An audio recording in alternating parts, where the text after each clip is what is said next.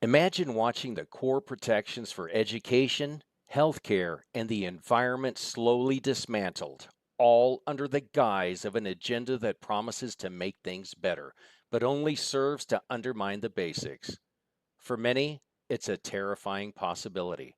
For others, it's the final straw.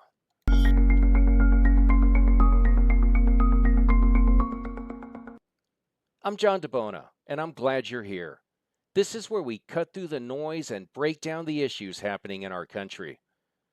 Today, before we dive in, I want to ask you to support the work we're doing here.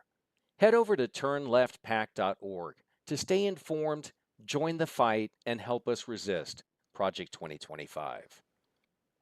Today, we're looking at what happens when a regular person decides enough is enough.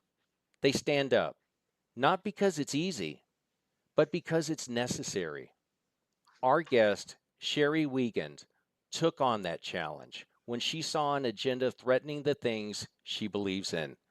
And she's here to help us break down how Project 2025 would impact education, healthcare, and climate protections. Three issues that can change lives.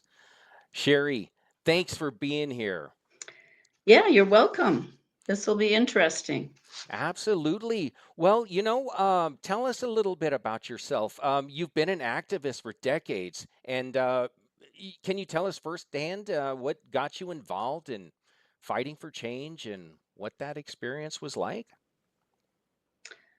Well, I guess I've always been a kind of questioning person, even as a child. When my parents sent me to Catholic schools, I questioned the nuns and the priests about children being sinners and having to go to confession and those sort of things. And in high school, I protested a walkout for being able to wear jeans to school because back in 1968 and 69, we had to wear only pants that weren't jeans.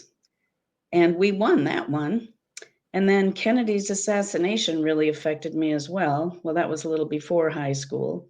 It was a profound thing for me to think that that could happen in America.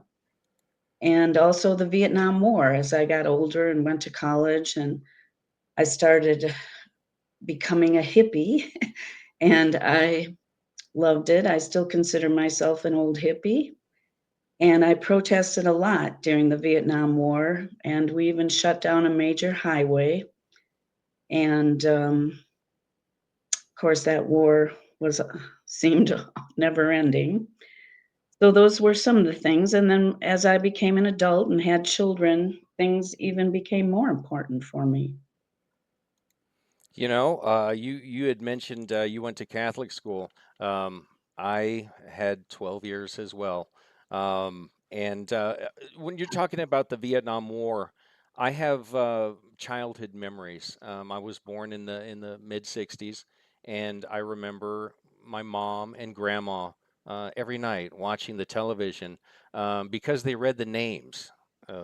And they would say that at the end of the broadcast, and that's what we would stay up for, and we would watch that, and then mom would be okay for the day and until the next show. But yeah, Vietnam was the main focus of that time frame. Um, Tell us a little bit more about your involvement in some of the protests at that time. Well, at that time, in 1969 and 70, because I'm older than you. And by the way, I didn't complete Catholic school. When I was in third grade, I asked my parents if I could go to public school.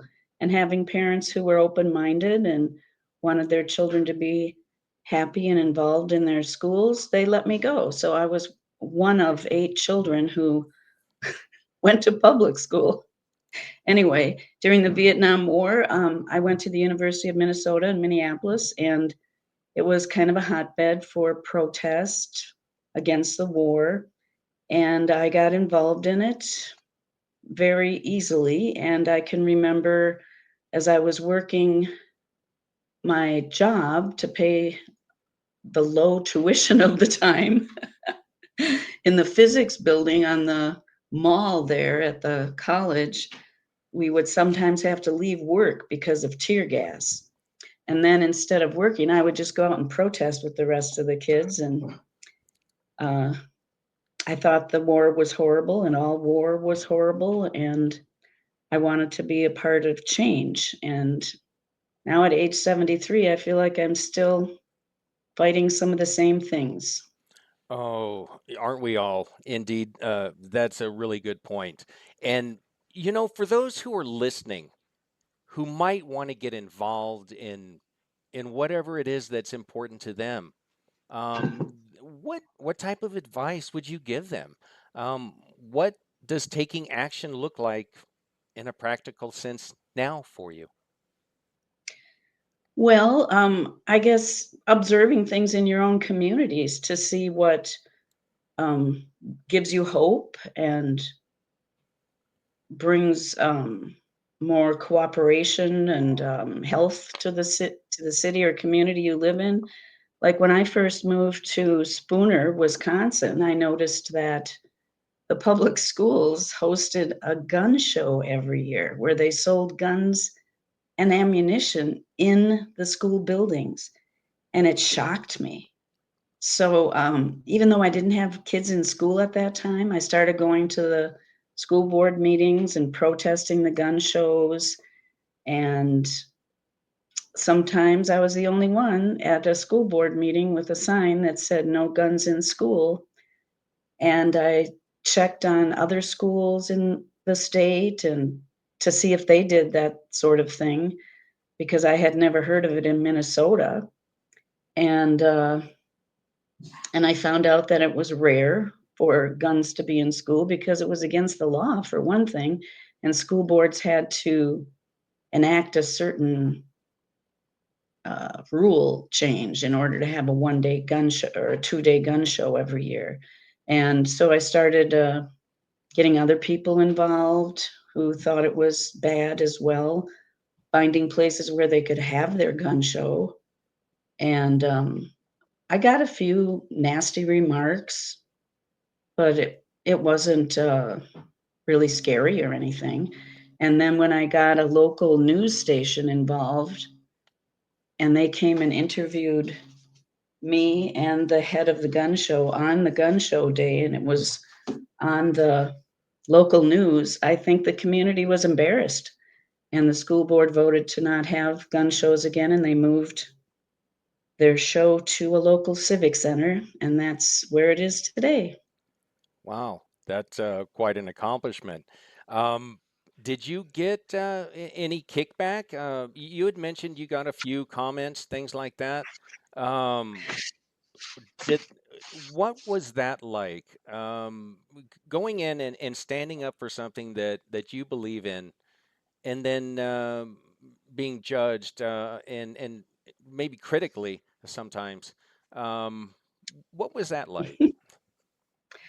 Well, sometimes it was surprising because I thought I was right. I still do, but I think I have a pretty good sense of myself and boundaries. And even when I wrote a letter to each of the school board members about it, and asked them to vote against it. And one of the school board members called me and told me he had 900 guns at home and that he knew where I lived because I had put my name and address on the letters. And I called people to ask about this guy because I didn't know him. And everyone I talked to said he was just a blowhard idiot and nobody knew why he got elected. But um, he has passed away since, and he's not on the school board anymore, and after I talked to local people who had been around Spooner for a long time, I didn't really feel threatened. Well, that's good to know. That had to have been a little bit unnerving, though. Um, It was, oh my god, I got my husband to listen to me on the phone and listen to what the guy said while he was talking to me, and I said, "We gotta find out about this guy." and this was an elected member of the school board. Correct. Oh my goodness, that is so scary. Um, Sherry, that's the exact type of inspiration that people need to hear about. They need to hear about this motivation and the drive to go beyond. Um, Sometimes the brick wall, it seems like. Um, so I'm glad you brought this up, and we're going to get into how Project 2025 plans to dismantle critical areas like education and what it means for communities everywhere. And we're going to do that right after the break. When I ran for Congress, we flipped more Trump voters blue than any other congressional race in the country. We did this by calling out the GOP's lies and speaking truth against their $1 million attack ads. I've now partnered with Turn Left, and we're taking the fight to the extremists like Marge the Trainwreck Green, Ted Cruz, and Josh Hawley, to name a few. And I'm asking each and every one of you all to donate $25 today to the group that is absolutely helping to send these jackaloons packing. It's time to speak truth to power and turn left.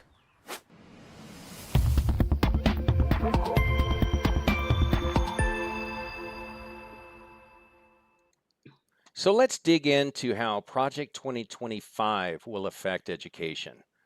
On page 24, it talks about shifting the control of education from federal to local governments with the aim to cut federal funding and oversight. This could mean leaving communities, especially rural communities, with limited resources to manage their schools. Sherrie, given your experience advocating for safe and inclusive schools, what are your thoughts on how this potential shift could impact the quality of education? And maybe as a follow up, how, in your view, what can people do to ensure that every child still has access to strong education? Well, that is the question, and it's difficult to have a positive answer because already schools in Wisconsin and Minnesota, because we get Minnesota news here in northwestern Wisconsin, are struggling for funding. The state and federal funding isn't really enough to keep all the programs going that help students and staff be safe and secure and keep the schools inclusive. Local school boards have members with agendas. Like right here in Spooner, we have 3 new board members who belong to the same church and want religion and Bibles in the school. And they might get that passed because there's 3 of them on our little school board. And in our community, there's a lot of poverty. Kids don't have access to a lot of things that people with more money have access to, including, just things like winter coats. So, what do you think is going to happen to programs about anti bullying or school violence or coping with anxiety? Those are just going to fall by the wayside because, football is way more important, apparently. And our community just doesn't have the resources. You fall back on a referendum to try to get money for different things. And a lot of people think it's going to affect their pocketbook too much. So they vote against it. Or they listen to people who promote voting no on referendums because they have a different agenda. And it's very frustrating to think of how that would affect some of our little schools around Northwest Wisconsin. So, as you're getting involved in these issues, are other folks getting on board with you? Tell us about is there a struggle to get this message out? Is it difficult, or are you finding support and with folks in the community? It's hard to get people involved because especially parents of school children, they're really busy with different things. And when I attend school board meetings, there's probably 3 people watching the school board meeting. They do have Zoom, and I don't know how many watch on Zoom, but I doubt if it's a lot. So people don't really know what's going on with the school until it becomes big news, and then it's often too late. So, trying to get information out, like through letters to the editor or attending a meeting and making a statement that might get the local newspaper to say something about it, uh, is kind of the thing we have to resort to around here. I look at the news where school board meetings have 100 and more people attending, and that doesn't happen in rural Wisconsin. Well, so you've got the three folks from the same church and is this a potential power center? Are these folks are they able to direct what type of how the meeting goes, what type of legislation is being pushed, things like that? Is there a religious um, overtone to the meetings or a push for The religious meetings type things? the meetings themselves don't have a religious overtone, but they promote things. Like, one example is they voted against Title IX amendments. Title IX is the federal law that keeps females equally involved in sports in particular. And in our little schools, when there's a game, like a girls' basketball game, the away team uses the boys' locker room, and our local team, of course, uses the girls' locker room. And there was a question about, well, do we have to put period products in the boys' locker room when girl teams are using the locker room during a game? And people just got all upset at the board meeting, and they voted against it, and they were afraid that boys would see period products. Well, they're in every dang store you go to, you know? And so I was thinking maybe I should go to a school board meeting after the election and do a little in service on period products. That might work. Education is always best. So, they're afraid of trans kids being seen in the locker room, for one thing. And non-binary kids who are in school, or now we've got the furries, and people are afraid of kids who wear ears on their head or something and want to be like a dog. They're probably trying to escape reality by pretending to be a dog. I mean, I don't really know about the furries, but the LGBTQ kids, for Pete's sakes, let's be inclusive. And what's wrong with boys seeing a machine that has free tampons and sanitary pads, for cripe's sake? Right. They're everywhere. This kind of leads us into our next question. And it's also directed on page 26 of Project 2025. This outlines a plan to remove funding for safety and mental health programs in schools, Mhm. describing them as unnecessary federal programs. Now, with all of your work to protect students and create safe spaces, what do you think the impact of this kind of rollback would mean for students today? And how can communities stand up to support their local schools in this type of an environment? Well, you hear a lot of communities and parents who hate the bullying and the school violence and the numbers of kids with anxiety and suicidal thoughts, and yet they don't want to have mental health programs in their school because they think you're pushing it on their kid. And we're just going to have more bullying. We're just going to have more suicides and more school violence when kids don't have an outlet or a way to learn how to um, regulate their emotions better and how to express themselves without being a bully.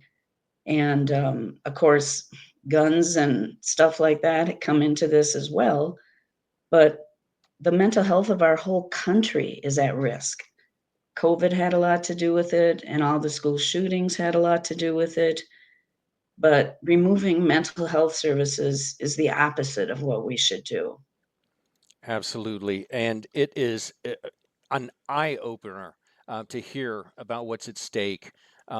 Education is the foundation.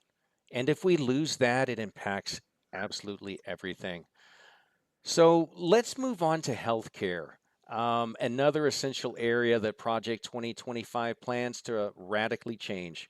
We're going to talk about more about this after the break. Today, we have an amazing show for you.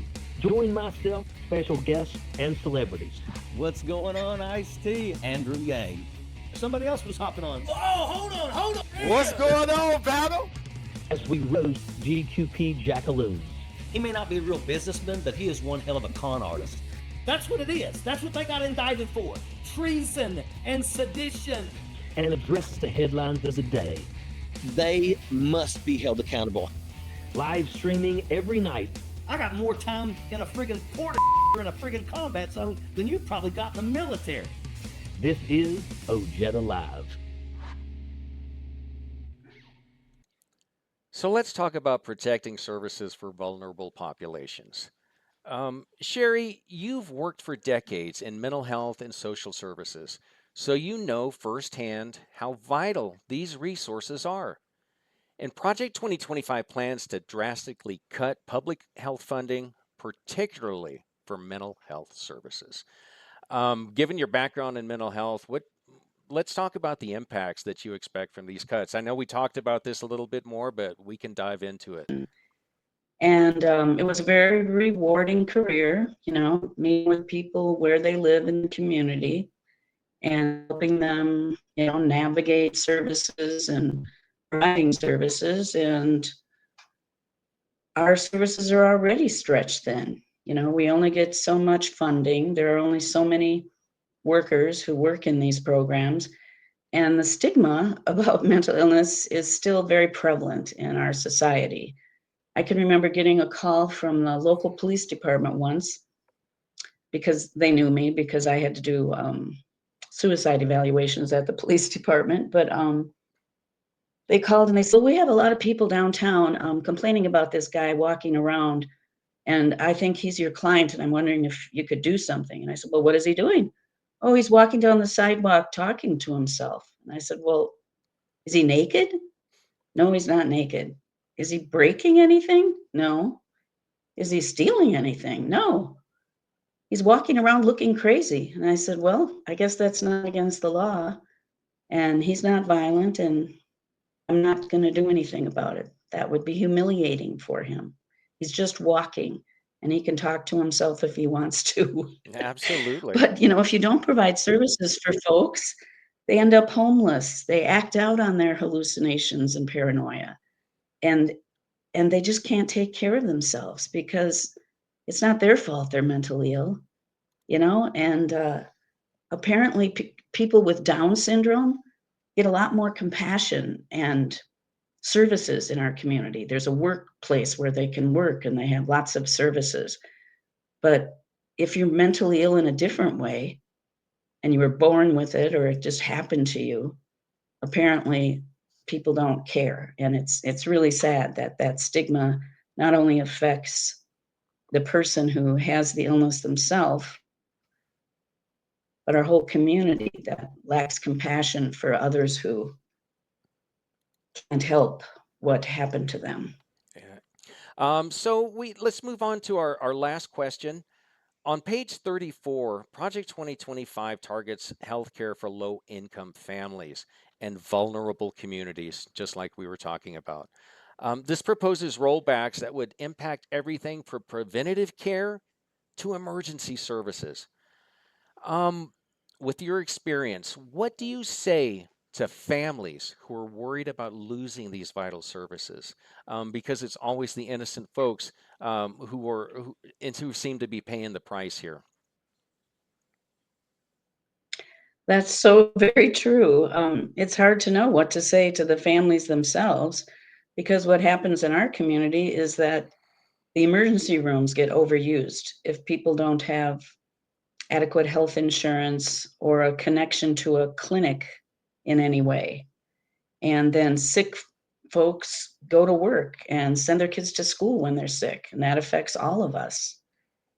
And the clinics and the hospitals that don't get enough funding to provide services for people without insurance, or the states and the federal governments who limit access to cheaper or free insurance programs, just make it worse. And right here in northwestern Wisconsin, two hospitals closed in Eau Claire recently because they couldn't afford to keep going.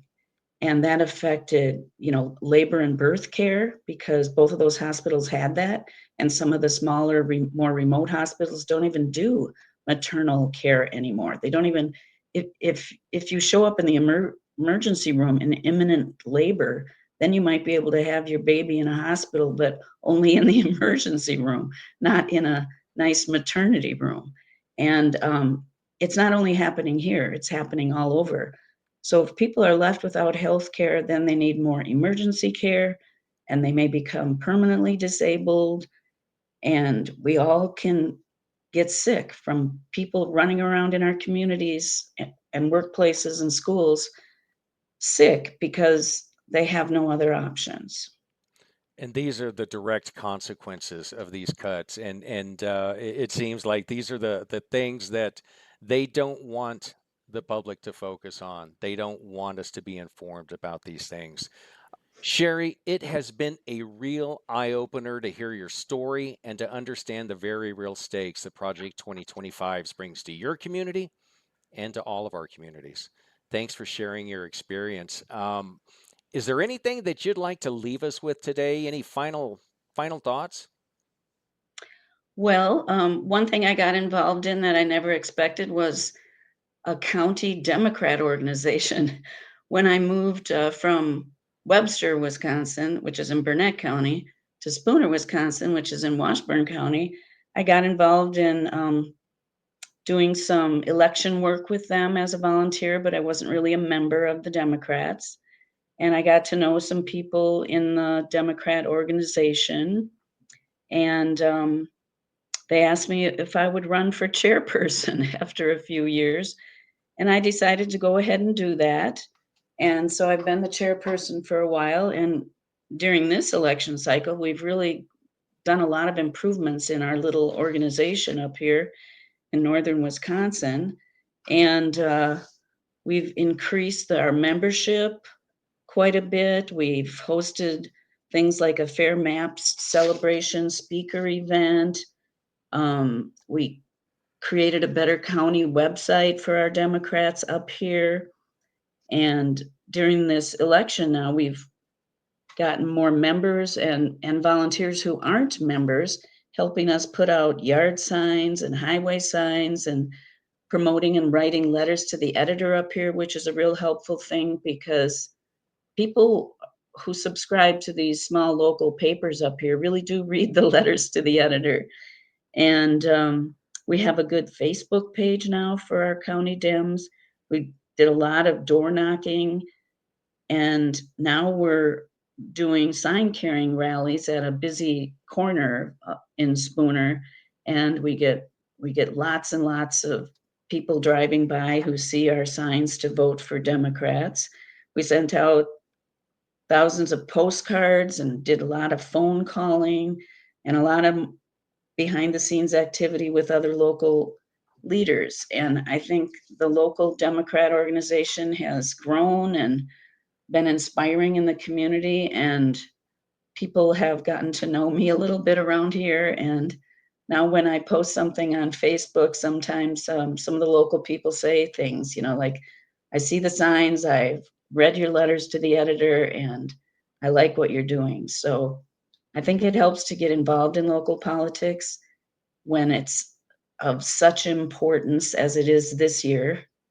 And you don't have to become a member, but if you do become a member of the local and state parties, it gives funds to your local county party so that they can do more promoting and buy more signs and do more ads to promote our values and important issues to avoid becoming a fascist state or fascist country. Let's keep democracy going. If you're listening and feel like it's time to get involved, don't wait. Head over to turnleftpac.org, where you can stay informed and join the movement to push back against agendas that put profits over people. Stay tuned, because next up is Ojeda Live. And remember, the fight doesn't end here. We keep going, we keep pushing, and we keep making a difference.